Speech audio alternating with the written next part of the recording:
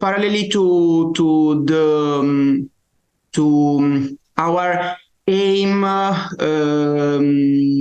in exploring ocrelizumab effect on the immune system, we are trying to answer to another unanswered and relevant question, that is how to tailor this therapy. And we currently use ocrelizumab at a fixing dose and at the fixing schedule, so we don't have biomarker to monitor and to guide our retreatment, and we have tried to figure out how to do it in previous studies. We have observed the relationship between BMI and B cell kinetics. We have also observed that immune subset at baseline, in particular B cell percentage, associate with the B cell kinetics after 6 and 12 months of therapy. And this project that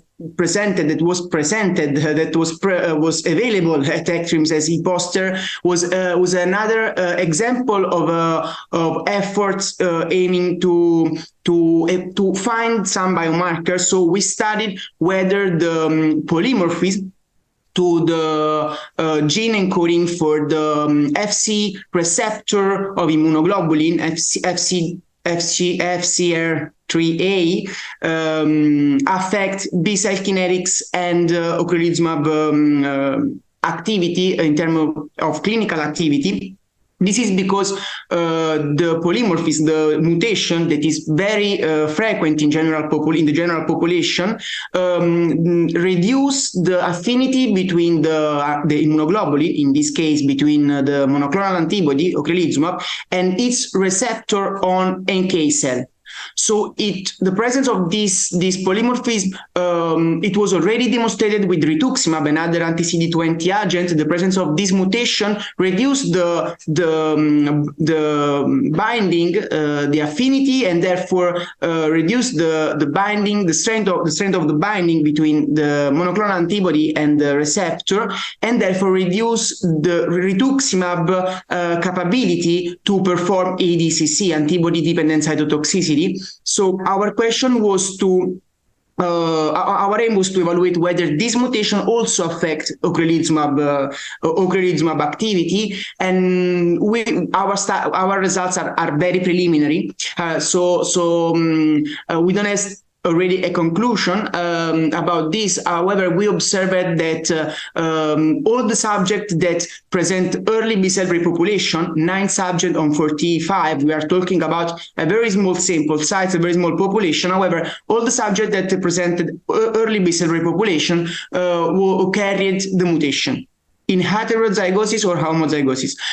So we will go on in order to increase the sample and evaluate whether this mutation affects B cell kinetics. What I can say